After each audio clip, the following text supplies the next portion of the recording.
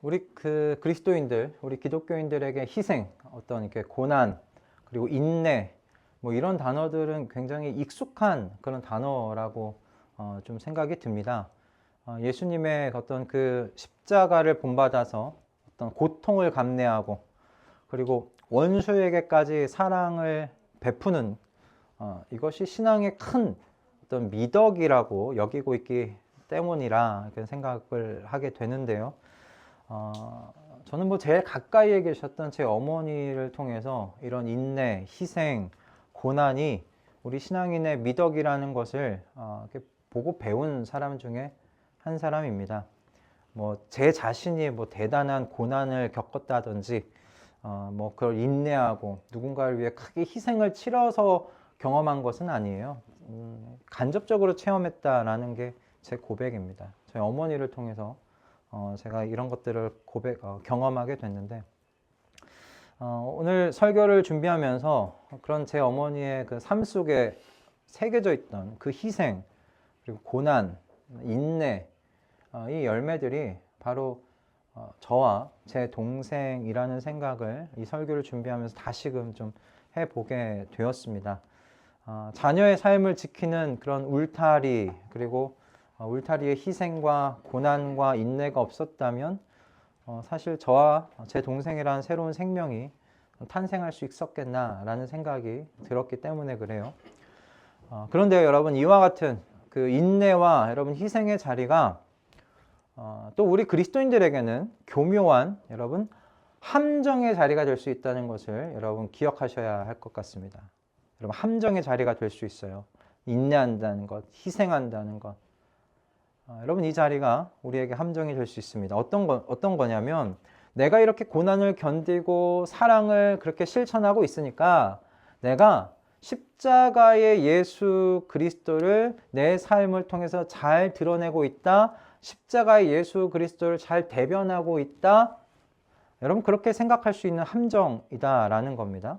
마치 내가 현재 겪고 있는 이 고난과 고통이 나의 의로움이 될 수 있는 것이고요. 그리고 하나님을 향해서 내가 정말 신실하다라고 여러분 그렇게 드러낼 수 있는 증거가 된다고 그렇게 여기는 여러분 그런 은밀한 함정에 빠질 수 있다라는 여러분 말씀입니다. 저는 이번 설교를 준비하면서 제가 너무나 무이성적으로 아무런 생각 없이 말씀을 습득했구나, 그냥 습득했구나라는 생각을 하게 됐어요. 예를 들면 이것입니다. 이건 예를 하나만 든 거예요. 이것만 있는 건 아닙니다. 이거예요. 여러분, 원수까지 사랑해야 한다라는 예수님의 여러분 가르치신 말씀 여러분 잘 알고 계실 겁니다. 우리 우리 기독교를 얘기할 때 너네는 원수까지 사랑하라고 가르쳤잖아 라는 이야기, 정말 대표적인 이야기 아닙니까? 그리고 예수님께서 그렇게 사셨기 때문에 그분들의 제자인 우리도 그렇게 살아야 한다고 사실 우리도 그렇게 생각하지 않습니까? 그렇지. 원수까지 사랑해야지. 주님께서 그렇게 보여주시지 않으셨는가? 그렇게 생각하는 거예요. 그냥 이게 당연한 겁니다. 그냥 당연한 거예요. 뭔가 의문을 갖지 않았던 것 같아요, 저도. 그런데 여러분, 한번 생각해 보실 수 있기 바랍니다. 여러분, 원수를 사랑해야 하는 여러분 이런 상황이 정상적인 상황 맞습니까? 원수를 사랑해야 하는 우리의 상황이, 우리의 삶의 정황이 정말 정상적인 것입니까? 라는 거예요. 내 원수가 존재하고 있고 이런 원수를 사랑해야 하는 여러분 이 고통과 고난과 인내와 희생을 발휘해야 하는 여러분 이런 환경이 하나님께서 우리에게 계획하시고 원하셨던 그런 환경일까라는 겁니다. 여러분, 원수를 사랑하는 일이 여러분 쉽습니까? 원수까지 사랑해라. 원수 사랑하는 거 쉽습니까? 원수를 사랑해 보려고 아마 하셨을 것 같은데, 저 군대에서 정말 그런 고참이 하나 있어서 정말 이 말씀 하나 붙들고 저 고참 내가 사랑해 봐야지 하고 정말 끊임없이 노력했던 적이 있습니다. 정말 죽을 것 같았어요. 한 내무실에서 얼굴 보며 살아야 되는데 이게 너무 힘든 거예요. 끊임없이 저를 괴롭히고 밤마다 불러내서 구타하고. 여러분, 그게 쉽지 않습니다. 원수 사랑하라는 이 말이. 여러분, 이 원수를 사랑한다는 게 뭐냐면 우리의 마음이 새까맣게 타들어가는 과정입니다. 원수 사랑하는 것이. 그 과정 속에서 여러분, 우리가 얼마나 많이 다칩니까? 우리가 얼마나 많이 아파합니까? 얼마나 많이 눈물을 흘립니까? 얼마나 마음에 고통을 당합니까? 여러분, 이런 삶의 자리, 원수까지 사랑하라는 여러분이 말씀 안에 담겨 있는 것이 이런 슬픔의 어떤 기나는 그 과정입니다. 여러분, 이런 상황이 정상적인 겁니까? 여러분, 나의 원수가 존재하고 이런 원수를 사랑해야 하는 이런 상황을 하나님께서요, 생각하신 정상적인 상황이라면, 여러분, 하나님은 세디스트이십니다. 우리의 고난받는 것을 즐겨하시는 분, 즐거워하시는 분이 되십니다. 이게 정말 정상적인 것이라면. 근데 정말 하나님 그러십니까? 정말 그러십니까? 하나님께서 저와 여러분이 고통당하시고 고난당하는 것을 하나님께서 기뻐하시는 분 맞습니까? 아니잖아요. 여러분, 십자가에 달려 처절하게 죽어가시는 아들을 보시면서 여러분, 그 그리스도의 고난과 고통 자체를 하나님께서 정상적인 것이라고 여기신 거 아닙니다. 그게 선한 것이라고 여기신 것 아닙니다. 그거 정상적인 상황 아니었습니다.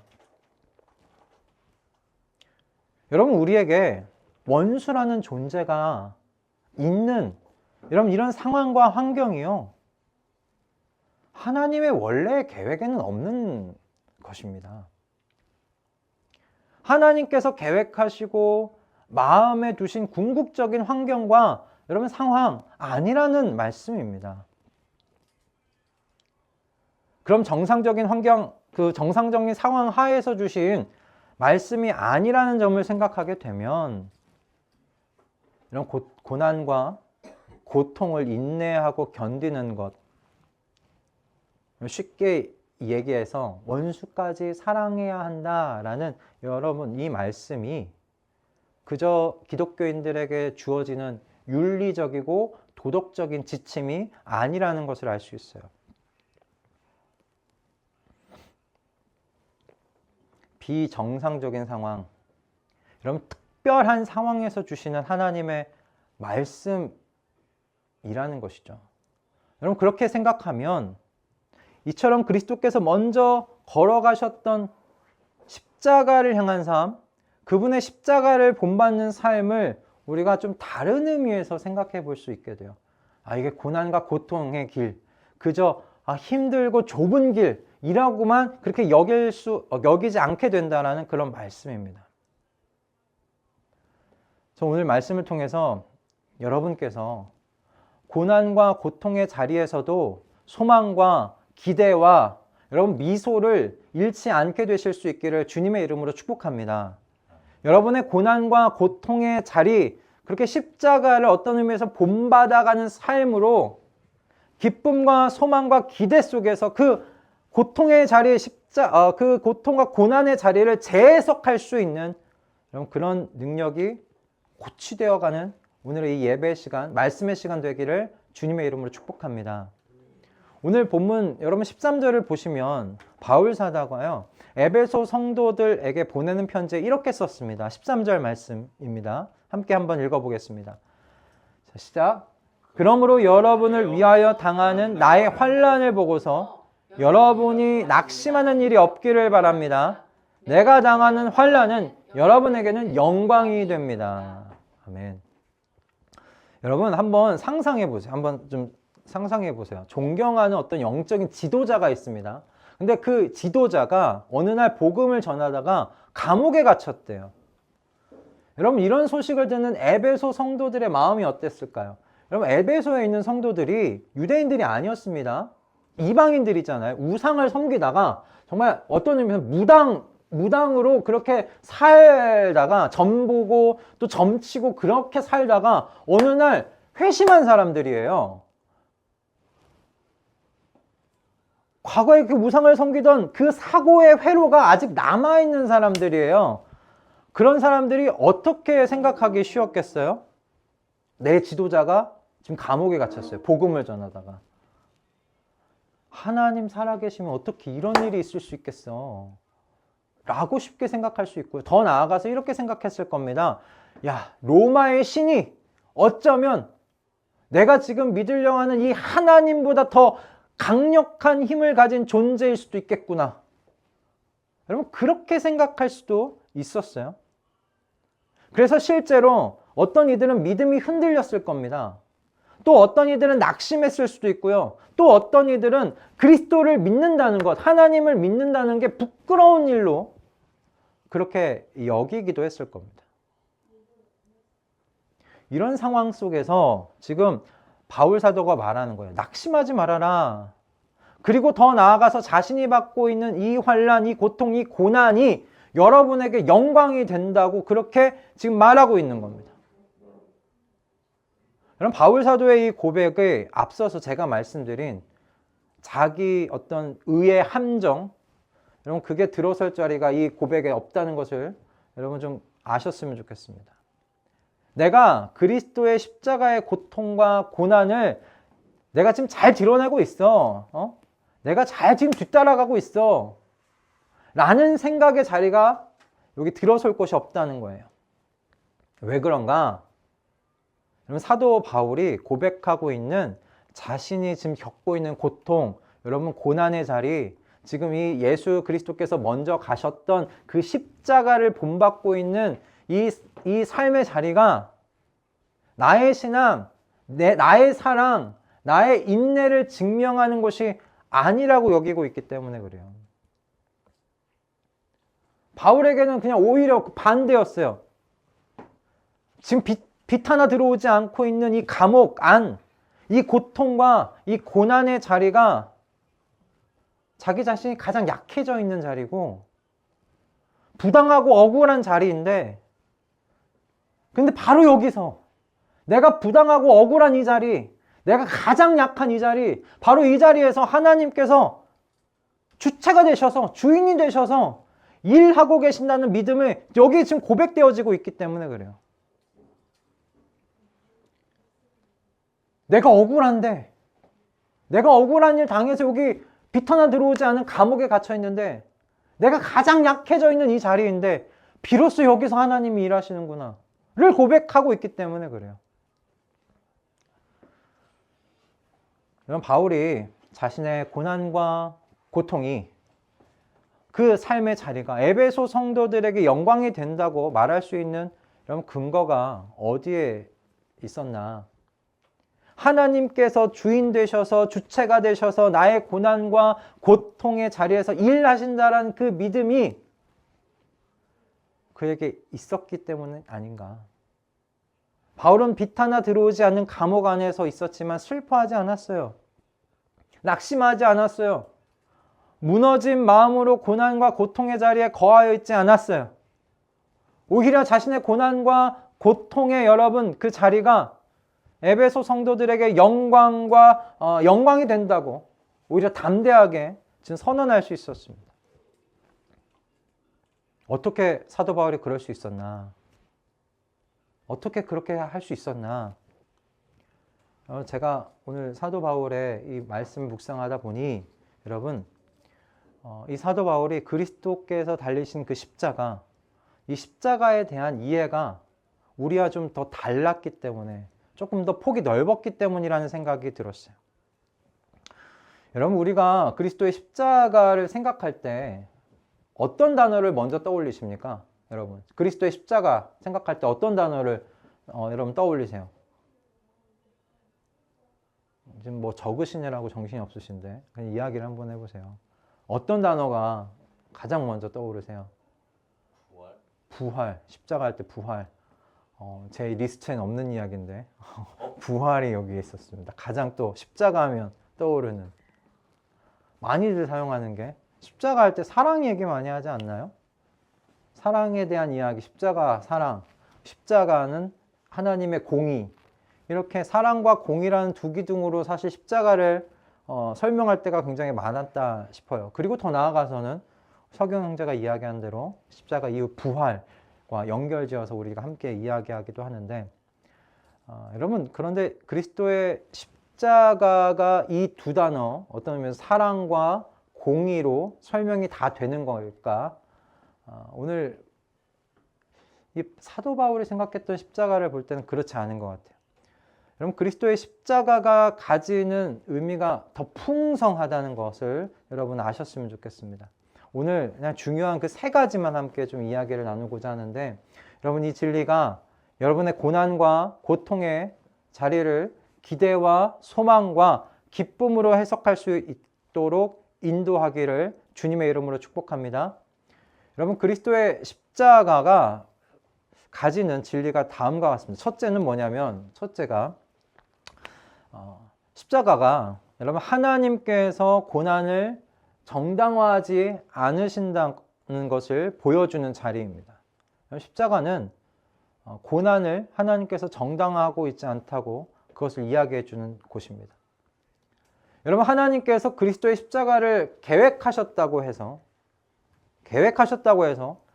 빌라도의 어떤 그런 비겁함, 로마 병정의 폭력, 예수님 채찍질하고 예수님 뺨을 때리고 예수님 구타하고 했던 그 폭력, 그리고 모든 그곳에 모여 있었던 군중들의 그런 모든 어리석은 말과 행동들, 여러분, 그것을 하나님께서 옳다고 인정하신 적 없으시다는 것을 여러분 아시기 바랍니다. 십자가 주변에서 일어났던 일들을 하나님께서 인정하지 않으셨어요. 예수 그리스도를 고난과 고통의 자리를 이끌어가는 그 모든 상황들을 하나님께서 인정하신 것이 아닙니다. 여러분, 십자가가 드러내는 것은 고난과 고통이 당연하다라는 것이 아니라 인간의 죄악이, 그런 고난과 고통을 있게 만드는 인간의 죄악이 그 죄가 얼마나 끔찍한지를 드러내는 곳입니다. 그런 의미에서 십자가가요, 여러분, 하나님께서 인류에게 죄의 참상과 죄의 비참함, 그 참혹함, 여러분, 그걸 고발하는 현장이 십자가죠. 여러분, 그런 의미에서 하나님께서 여러분이 당하고 있는 오늘 그 고난과 고통을 아무런 감정 없이 그냥 인내하라고 말씀하시는 것이 아니에요. 참으라고 말씀하시는 것이 아니에요. 견디라고 말씀하시는 것이 아니에요. 하나님께서 여러분이 당하는 부당한 대우와 직장 안에서의 어떤 억압과 따돌림과 그리고 관계 속에서 당하는 여러 상처들, 이유를 알 수 없는 병, 질병의 고통들, 그거 결코 하나님께서 좋은 것이라고 말씀한 적이 없으십니다. 그걸 하나님께서 정당하지 않으십니다. 그걸 당연한 것이라고 말씀하지 않으십니다. 여러분이 당하는 고난과 여러분 고통은 하나님의 원래 계획에 없던 것들입니다. 하나님께서는 하나님의 여러분 자녀들을 그렇게 고통스럽게 하는 그 모든 죄와 불의를 하나님께서는 미워하십니다. 미워하십니다. 여러분, 십자가는 여러분이 당하는 아픔을, 여러분이 당하는 고난을, 여러분이 당하는 슬픔을 하나님께서 결코 당연하게 여기지 않고 계시다는 것을 십자가가 의미합니다. 여러분, 이것을 꼭 기억하시기 바랍니다. 십자가를 본받는 삶이 여러분 그냥 고난을 내가 견디는 삶이 아닙니다. 고통을 견디는 삶이 아닙니다. 그 좁은 길 가는 그 어려운 길 내가 그렇게 가겠다는 그 길이 아닙니다.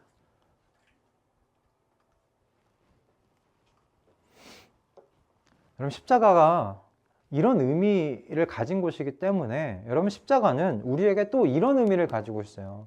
두 번째인데요. 여러분, 십자가, 여러분, 이 고난의, 고통의 이 자리는 하나님께서 그래서 함께 하시는 자리입니다. 하나님께서 함께 하시는 자리예요. 여러분, 그리스도께서 달리신 십자가가 앞에서 말씀드린 대로 온 인류의 죄가 집약된 현장입니다. 온 인류의 죄가 그 한 지점에 완전히 집약됐어요. 완전히 압축됐어요.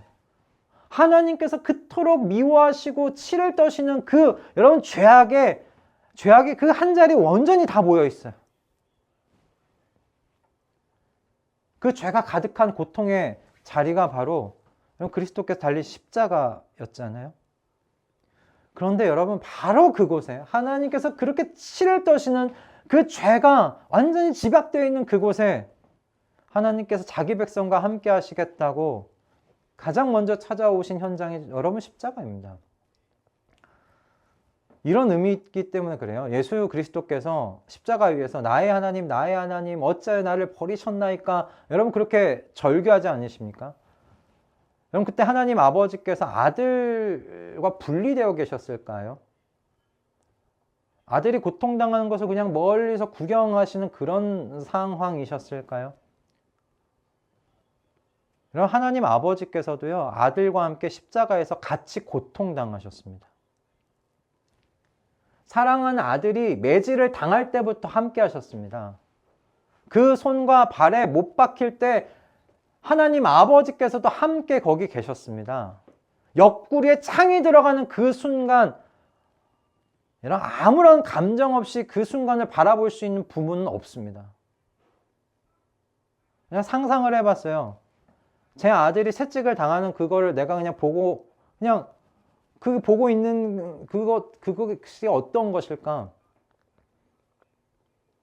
나도 거기에 같이 고통당하는 거예요.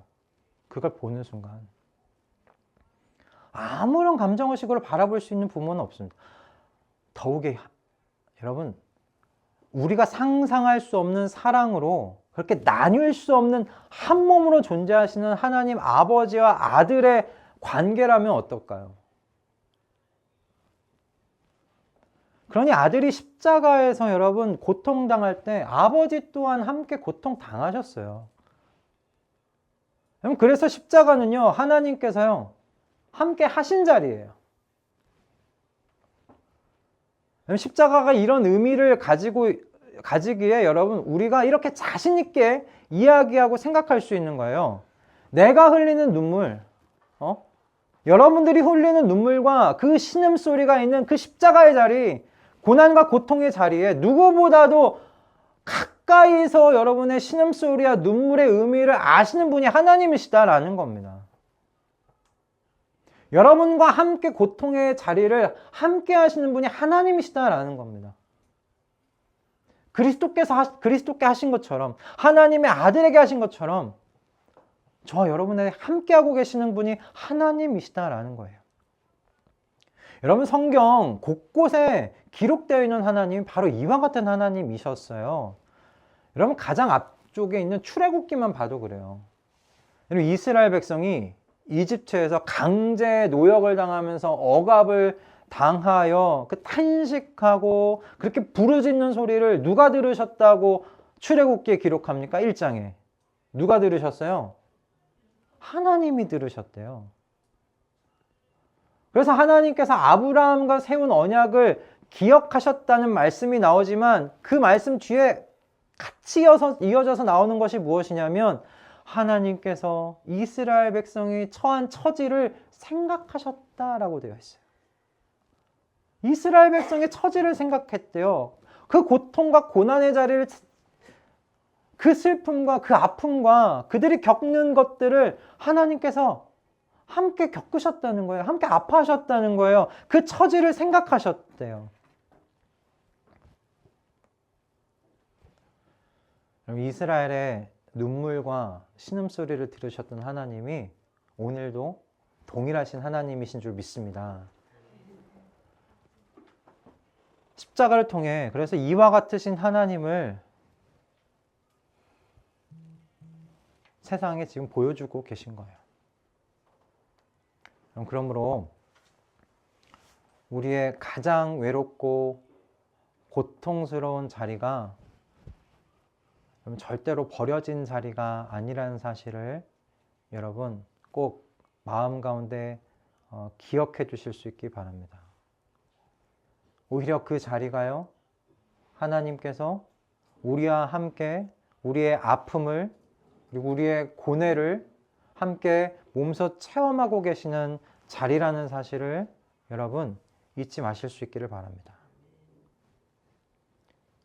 그것이 우리의 위로고 격려가 될 수 있기를 소원합니다.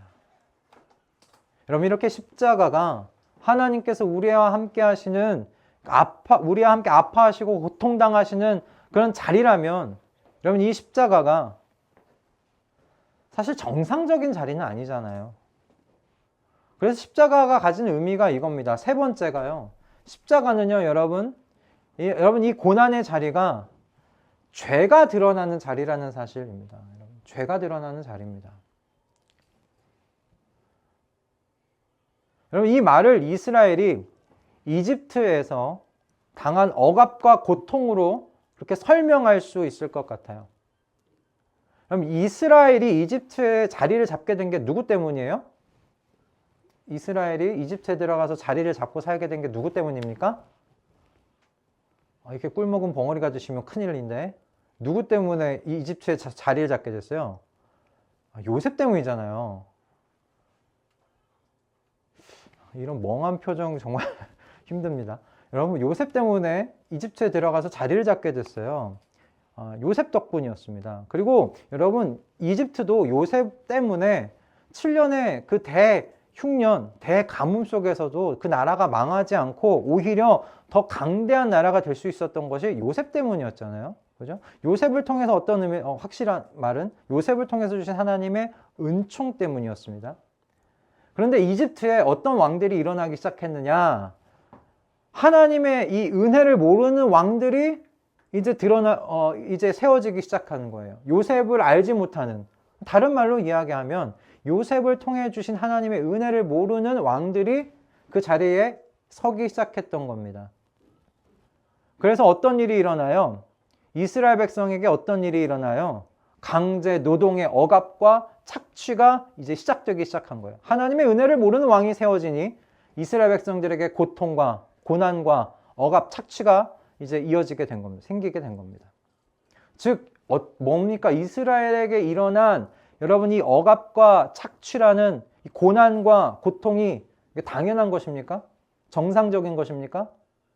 아니잖아요. 그죠?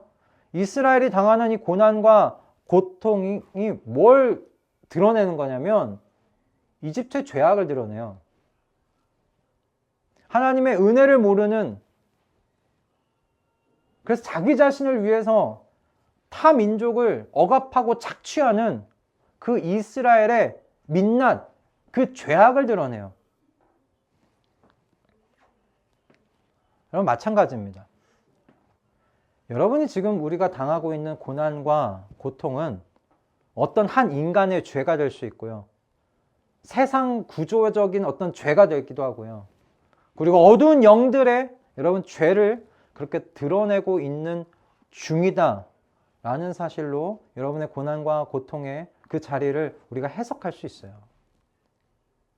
그러니까 바울이 이해하고 있는 자신의 이 억울한 고통과 고난이요, 하나님을 대적하는 모든 사람의 죄, 하나님을 대적하는 모든 세상의 구조적인 죄, 하나님을 대적하는 어두운 영들의 죄가 드러나는 현장이 된다라는 것입니다.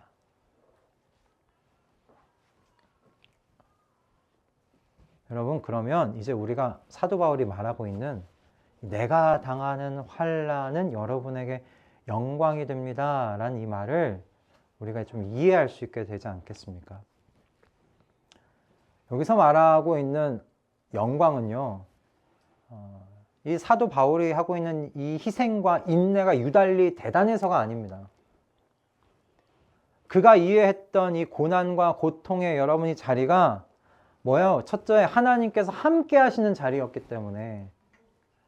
그렇게 그래서 두 번째가 복음을 막으려는 이 로마 제국과 이 세상과 악한 이 영들, 어두운 영들의 그 죄악이 드러나는 그 자리이기 때문에. 그런데 더 놀라운 것은 그 모든 회방을 뚫고서 하나님께서 이방 사람들에게까지 구원의 복음을 전파하시는 하나님의 놀라운 능력이 드러나고 있는 자리이기 때문에 이게 영광이 된다는 거예요. 그 고난, 자신의 고난이 받는 고난의 자리가 영광이 된다는 거예요. 그저 내가 너무 놀랍게 인내하고 희생하고 있기 때문에 영광의 자리가 된 게 아니라 하나님이 함께 하셔서 이 복음이 전파되고 있는, 복음이 전해지고 있는 그 모든 것을 가로막는 세상의 그 모든 죄, 그 모든 어두운 영들과 세상 구조적인 모든 죄, 그걸 뚫고라도 이방인에게까지 그 구원의 복음을 전파하시는 하나님의 능력이 드러나기 때문에 이게 영광이 된다라고 이야기하시는 겁니다. 여러분 이해가 좀 되십니까? 어떻게 고난과 고통의 자리가 영광과 연결이 되는지 여러분 좀 아시겠습니까? 여러분의 고난과 고통을 하나님께서요, 당연한 것으로 여기지 않으십니다. 그와 같은 자리는 여러분 하나님의 마음에 없으셨던 겁니다. 그러니 여러분의 고난과 고통을 하나님께서요, 함께 겪으세요. 원래 우리에게 없는 자리가 우리에게 지금 닥쳤는데 아버지께서 그걸 그냥 보고만 있을까요? 함께 그 고난과 고통의 자리를 함께 하세요. 함께 하세요, 여러분. 그리고 동시에 우리의 고통과 고난이 뭘 드러내는지를 우리의 그 고난과 고통을 통해서 하나님께서 지금 세상 가운데 선포하시냐면, 봐라! 사람의 죄가 얼마나 이 비참한 것인지, 세상의 죄가 얼마나 이 처참한 것인지, 이 어두운 영들의 이 모든 죄악이 무엇인지를 다 드러내시는 거예요. 우리가 고통당하고 고난당하는 걸 통해서. 그리고 하나님께서 그 고난과 고통의 자리에서 더 나아가 생명을 낳으시기에 여러분 이것이 영광과 연결이 되는 겁니다. 저와 여러분들이 바로 그 증거 아닙니까? 하나님의 영광의 증거들이 여러분들 아닙니까? 여러분 그리스도의 십자가 이후에 무엇이 남겨졌습니까? 여러분 수도 없는 여러분 생명들이 탄생하지 않았습니까? 저와 여러분들이 탄생한 것이잖아요. 이게 십자가의 여러분 신비입니다. 이 모든 세상의 그 죄악이 다 응집된 이 자리가, 고통과 고난의 극치인 여러분 이 자리가, 죄를 향한 하나님의 어떤 의미에서 혐오의 자리가요, 생명을 잉태하고 여러분 낳는 자리가 된 겁니다.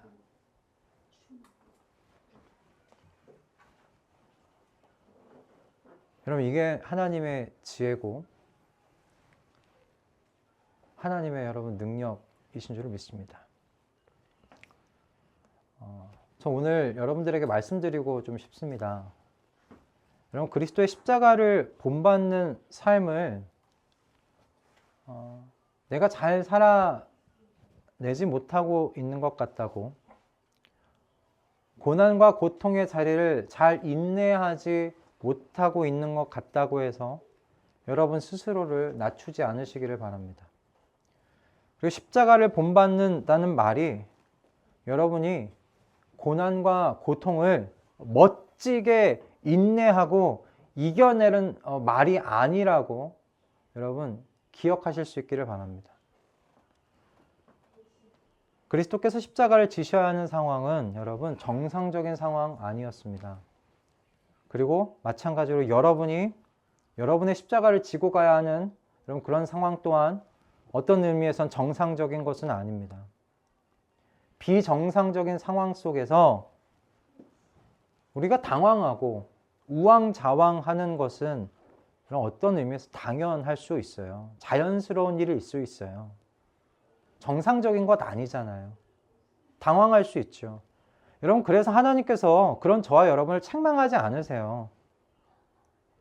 당황하고 우왕좌왕하는 우리의 그 모습을 하나님께서 탓하지 않으세요.